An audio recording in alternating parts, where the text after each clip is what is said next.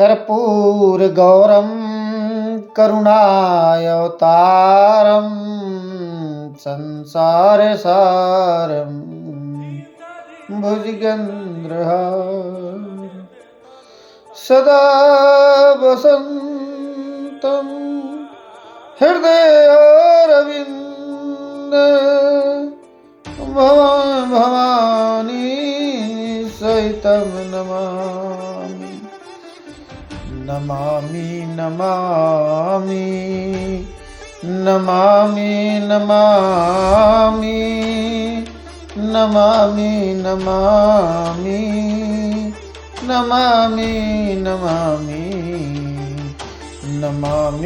नमामि नमामि नमामि नमामि भवानी सहितं नमामि नमामि नमामि।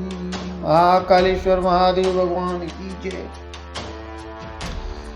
हर हर महादेव पार्वती पते हर हर महादेव।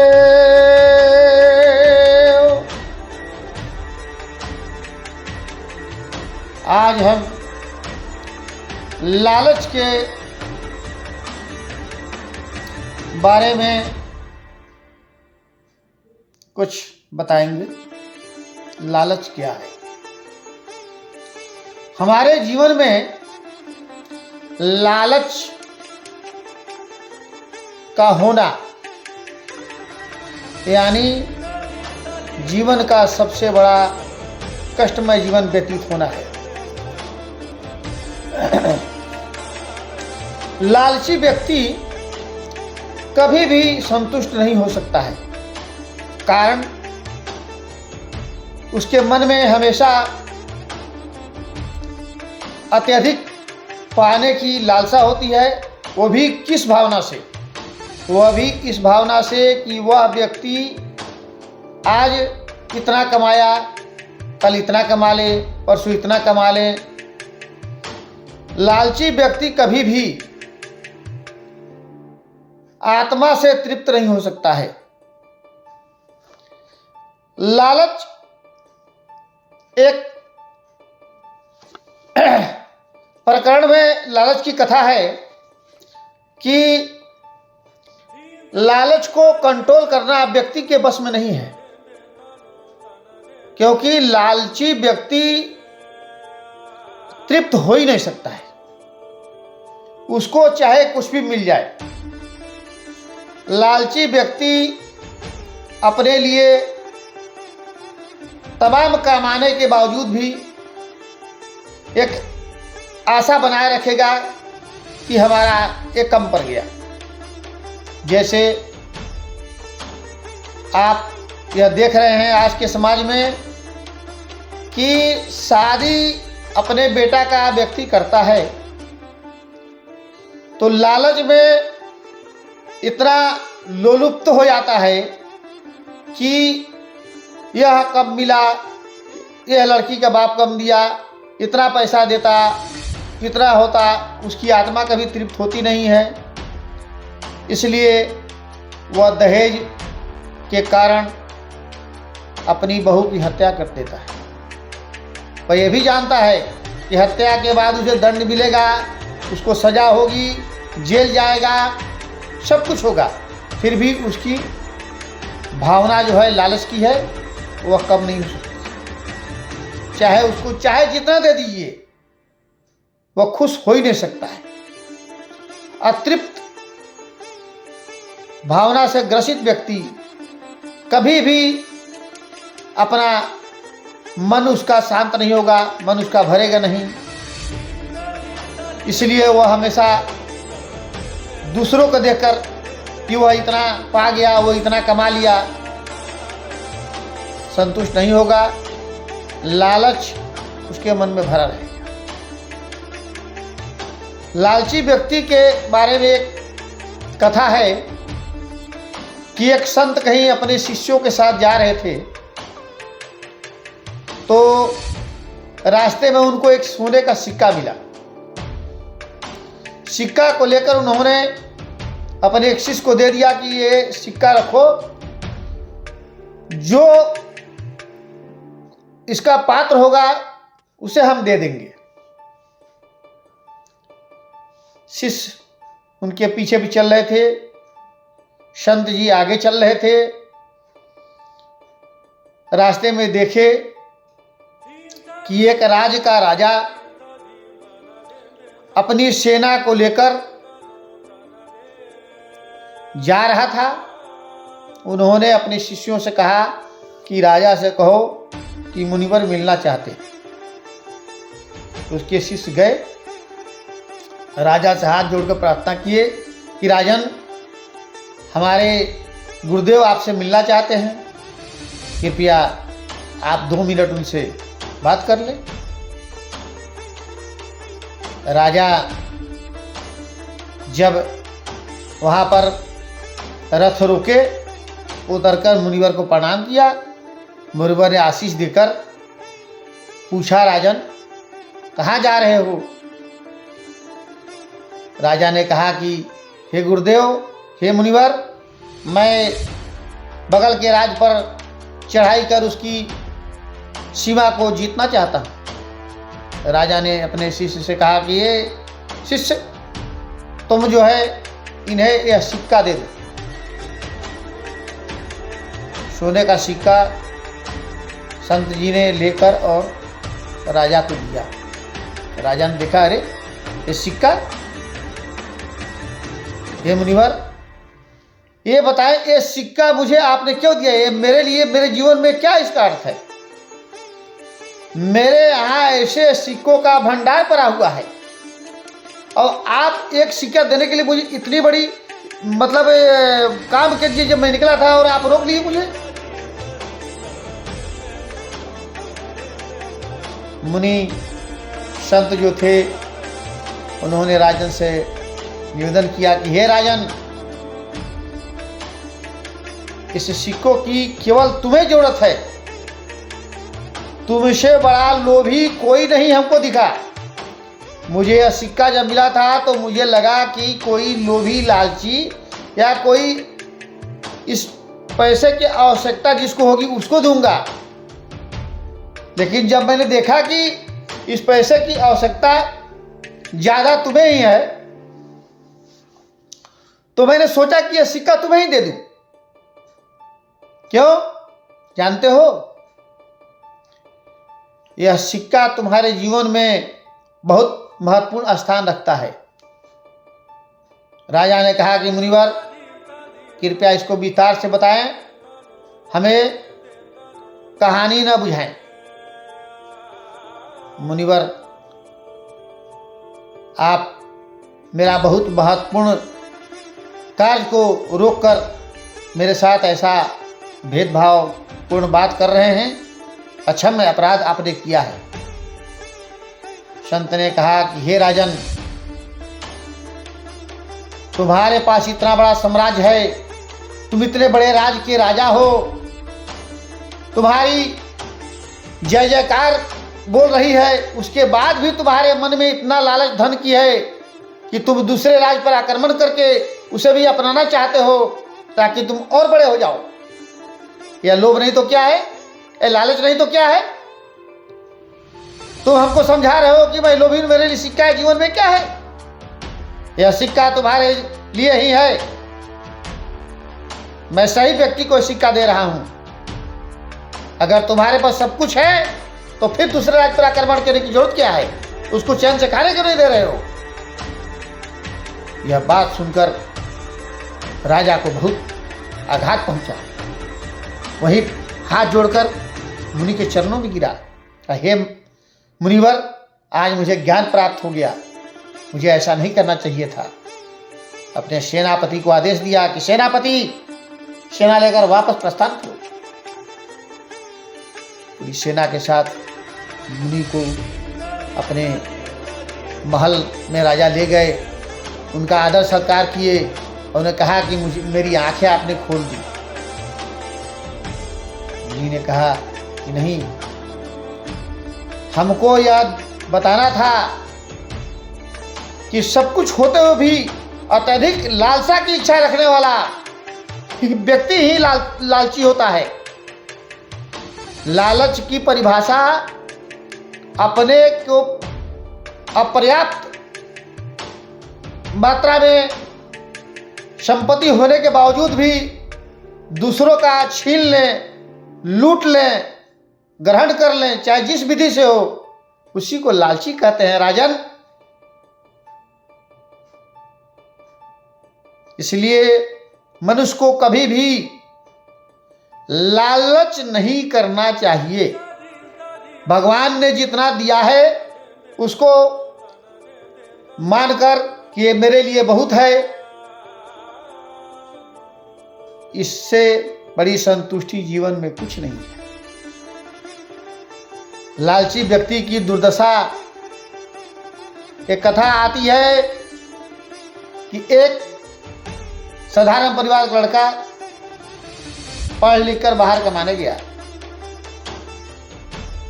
जब वह करीब 2-3 लाख रुपया कमा लिया तो इसकी इच्छा घर आने की हुई। जब घर आने की उसकी इच्छा हुई तो उसने सोचा कि बूढ़ी माता, बूढ़े पिता के लिए वस्त्र खरीद लूं, ताकि मैं जाऊंगा तो उन्हें अर्पण करके और प्रणाम करूंगा और कहूंगा कि हे पिताजी, आपके लिए मैं बाहर से कमाकर आपके लिए कपड़ा लाया। जब वह दुकान पर जाता है तो सोचा कि 2 लाख रुपया मेरे पास है, अगर इसमें से 2-3 हज़ार का कपड़ा मैं खरीद लूँगा तो 2 लाख से रुपया कम हो जाएगा। चलो उनके घर पर तो कपड़ा होगा ही, देखेंगे, वहाँ अगर नहीं होगा तो खरीद लेंगे। ऐसा कहकर वो बिना कपड़ा खरीदे ही अपने घर चल दिया। चूंकि वो अपने आने का खबर अपने माता पिता को दे चुका था, उसके पिताजी जब इस खबर सुने कि बेटा बाहर से कमा कर आ रहा है तो उन्होंने अपनी पत्नी को बताया कि आज मेरा बेटा आने वाला है। उसकी माँ ने देखा, कहा कि घर में कुछ बढ़िया खाने के लिए नहीं है, तो ऐसा कीजिए कि वो धान रखा है घर में, उसको ले जाइए, बेचकर कुछ बढ़िया सब्जी मसाला ले आइए, बेटा आएगा तो उसको पकवान खिलाऊंगी। उसके पिताजी वैसे ही किए, गए बाजार जाकर उसे बेचकर और पकवान बनाने का सामान, तेल मसाला जो भी कुछ हुआ लेकर आए। उसकी माँ बढ़िया बढ़िया खाना बना के अपने पुत्र के लिए रखी कि मेरा बेटा आएगा तो खाएगा। बेटा आया, घर में गया, माता पिता को प्रणाम किया। माता उसकी बोली कि हे पुत्र, हाथ पैर धोकर खाना खा लो। वह खाना खाने जब बैठा, देखा कि माँ उसके लिए बहुत तरह के व्यंजन बना के लेकर आई और बैठ गई सामने, कहीं बेटा खाओ भोजन। तो उसने कहा कि हे माता, यह भोजन इतना बढ़िया कहाँ से आपने बनाया? उसके पिता ने कहा कि हे पुत्र, जब तुम आने की खबर दिए, तुम्हारी माँ जब इस बात को सुनी है तो बहुत खुश हुई। घर में कुछ नहीं था तो धान रखा हुआ था, उसके बेचकर मैं लाया हूँ, उसी से भोजन बना है तुम्हारे लिए। तुम्हारी माँ बहुत श्रद्धा से और यह भोजन बना के रखी है ताकि तुम आओ तो खुश होकर खाओ। इस बात को जब उसका बेटा सुना तो उस लड़के के मन में बहुत ग्लानि हुई। उसने कहा, काश मैं अपने माता पिता के लिए कपड़ा खरीद लिया होता। मैं कितना लालची हूँ कि जिसकी माता मेरे लिए अपने घर का रखा हुआ राशन बेचकर मेरे लिए पकवान बना रही है, और मैं कैसा लालची कि मैं अपने जो है लालच के बस इनके लिए कोई वस्त्र नहीं खरीद पाया। बहुत ग्लानि हुई। उस दिन से अपने माता पिता के पैर पड़ा और बोला कि हे पिताजी, मुझसे बड़ी भूल हुई है। हे माताजी, मैं आप के लिए आज ही जाकर बाजार से कपड़ा लाता हूँ। और अपनी गलती का पश्चाताप किया। उसके माता पिता दोनों से उसकी गलती को समझकर क्षमा किए। उन्होंने कहा कि लालच मत करना बेटा। तो लालच का मतलब है कि आप अपना सब कुछ खो रहे हैं, जिससे आप अपना केवल लाभ की बात करते हैं, उसका चाहे कितना भी हानि हो जाए, यही लालच है। लालची व्यक्ति अपने जीवन में केवल संग्रह करता है और संग्रह करके रखता है, उसका भोग दूसरा कोई भोगता है। लालची व्यक्ति का जीवन बहुत कष्टप्रद होता है। इसलिए लालच कोशिश करना चाहिए कि एकदम न करें। लालची व्यक्ति की प्रवृत्ति तो कुछ खा रहा होगा, दूसरे को खाते देखकर भी उसकी प्रवृत्ति होती है कि कुछ और खा लेते, उसका पेट कितना भी भरा होगा, लेकिन लालच जब उसके मन में होगा तो वो उसे भी खाने की इच्छा रखता होगा। भले ही वह उसको खा नहीं पाए, लेकिन उसके मन में लालच होता है कि मैं इसको घर ले जाता हूँ। किसी न किसी विधि से उसको जो है अपना लालच दिखाई देता है।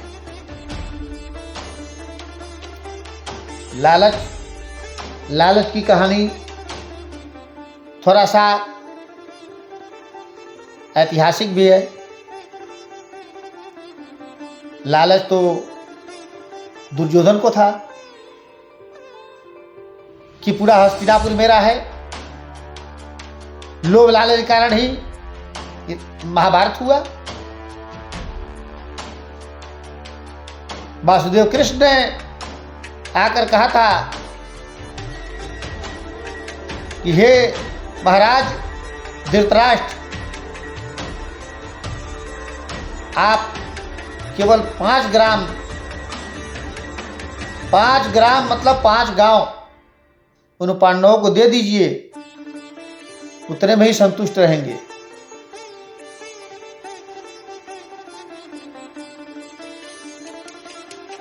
रश्मि रथी एक पुस्तक है, कविवर रामधारी सिंह दिनकर की लिखी हुई है। उसमें कवि रामधारी सिंह दिनकर ने लिखा है कि मैत्री की राह बताने को, सबको सुमार्ग पर लाने को, दुर्योधन को समझाने को भगवान हस्तिनापुर आए, पांडवों का संदेशा लाए। क्या बोले? दो न्याय अगर तो आधा दो। भगवान कृष्ण ने कहा कि हे धृतराष्ट्र, आप अगर न्याय करना चाहते हैं तो 2 न्याय अगर तो आधा दो, यदि इसमें कोई बाधा हो तो दे दो केवल 5 ग्राम दे दो केवल 5 ग्राम, रखो सारी धरती समान। दुर्योधन को भी दे न सका, आशीष समाज का ले न सका, उल्टे हरि को बांधने चला, जो साध असाध उसे साधने चला। हरि ने भी सनहुंकार किया, अपना स्वरूप विस्तार किया। बोले हरि ने, लो दुर्योधन बांध मुझे, आशीष समाज का ले न सका। बोले कृष्ण बोले कि लो दुर्योधन बांध मुझे, तुम मुझे बांधने आया है, जंजीर बढ़ा के लाया है। दुर्योधन के लालच के कारण ने कृष्ण कुपित हुए। भगवान कुपित होकर बोले कि लो दुर्योधन बांध मुझे, असाध मुझको साध मुझे, तुम मुझे बांधने आया है, जंजीर बढ़ा के लाया है। हरि ने भी सनहुंकार किया, अपना स्वरूप विस्तार किया। भगवान अपना शरीर विस्तार किए और जब उनका स्वरूप असली रूप में अपने आए, जानते हैं उस रूप को किसने देखा? उस रूप को केवल उस भरी सभा में 3 लोगों ने देखा, मात्र 3 लोग। 3 लोग में कौन कौन थे? एक थे गंगापुत्र भीष्म, दूसरे आचार्य द्रोण और तीसरे महात्मा विदुर, जो हस्तिनापुर के महामंत्री थे। 3 के अलावा किसी की आंखें उस शक्ति को देखने के लायक नहीं थी। सबकी आंखें बंद हो गई। इतना तेज था श्री हरि विष्णु के रूप में जब उन्होंने अपना विकराल रूप दिखाया तो सबकी आंखें बंद हो गई। मात्र 3 व्यक्ति, गंगापुत्र भीष्म, आचार्य द्रोण और महात्मा विदुर, लालच, इस लालच के कारण ही, दुर्योधन के एक लालच की महत्वाकांक्षा के कारण ही इतना बड़ा महाभारत हुआ है, जिसमें बहुत से राजाओं को अपनी जान की कुर्बानी देनी पड़ी, बलि देनी पड़ी, अपना जान देना पड़ा, जिसमें किसे कहा जाए, बहुत से राजा हुए, एक से एक बढ़कर राजा जिन्होंने अपना हस्तिनापुर की ओर से समर्थन में अपना जान गंवाए। अब आपको बताएं, रामायण की ओर चलते हैं। लालच हद हो गया भाई। महाराज जनक ने अपनी पुत्री की विदाई में क्या नहीं दिया था सीता को। अपनी पुत्री की विदाई में जनक ने क्या नहीं दिया था। जो जनक ने सीता जी को दिया था, शायद रामायण में वर्णित है, शायद वह भूमंडल पर किसी ने उतना दान उपहार अपनी पुत्री को न दिया होगा और न देगा। महाराज जनक के पास 4 पुत्री थी और चारों की शादी महाराज दशरथ के पुत्र से हुआ था। लालच देखिए, लालच यहां से दिमाग से आदमी को आता है। कहना नहीं चाहिए, हम यह नहीं कह रहे हैं कि माता सीता लालची थी, परंतु यहां रामायण में वर्णित है कि लालच के कारण ही सीता का हरण हुआ। कथा कहती है, रामायण में वर्णित है कि सत्य संग प्रभु बधि करिए ही आनहु चर्म कहती वैदेही। सीता जी ने जब देखा तो बोला, सीता परम रुचिर मृग देखा, अंग अंग सुमनोहर भेखा, सुनहु देव रघुबीर कृपाला, यही मृग करे अति सुंदर छाला, सत्संग प्रभु बधि यही लाहू, आनहु चर्म कहती वैदेही।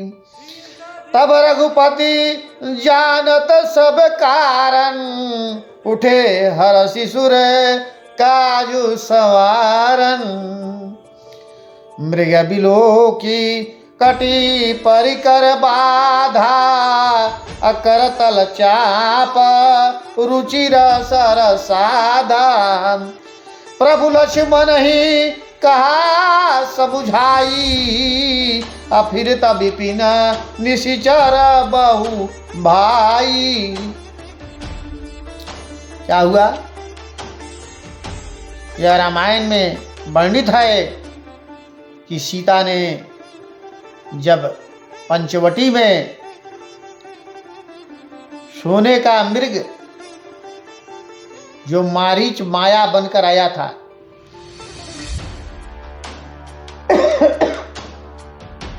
मारीच माया मृग बनकर जब आया था तो सीता जी ने उसे देखा। क्या बोला कि मृगनयनी ने जिस समय देखा मृग की ओर, बोल उठी रघुनाथ से उसी समय कर जोर। हे रघुकुल भूषण दुखहरण दीन बंधु भगवान, दासी की विनती सुनो। हे दीनबंधु दया निधान। माता सीता ने कहा कि हे प्रभु, आपसे मेरी विनती है, मेरी एक इच्छा इस वन में पूरी कर दीजिए। उन्हीं को कोई टाल नहीं सकता, क्योंकि यहां तक लालच भर गया था। उसका कोई विकल्प क्या है? जब लालच आ ही गया है तो उसका दंड तो मिलना ही है। मेरे कहने का अर्थ है कि जब लालच ज्यादा करेंगे तो उसका दंड मिलना है। ईश्वर लालची व्यक्ति को छोड़ते नहीं हैं, कहीं ना कहीं से उसको दंडित करते हैं, और उसको महसूस भी करता है कि मैं दंडित हो रहा हूं। रामचंद्र जानते थे, और तो भगवान थे, श्री हरि विष्णु के अवतार थे, वो जानते थे कि सोने का मृग नहीं हो सकता है। परंतु सीता जी ने देखा, मृगनयनी ने जिस समय देखा मृग की ओर, एक मृग आता है सामने से घूम रहा है, मृगनयनी ने देखा, जब ही मृग की ओर बोल उठी रघुनाथ से उसी समय कर जोर। क्या बोली कि बोल उठी रघुनाथ से उसी समय कर जोर।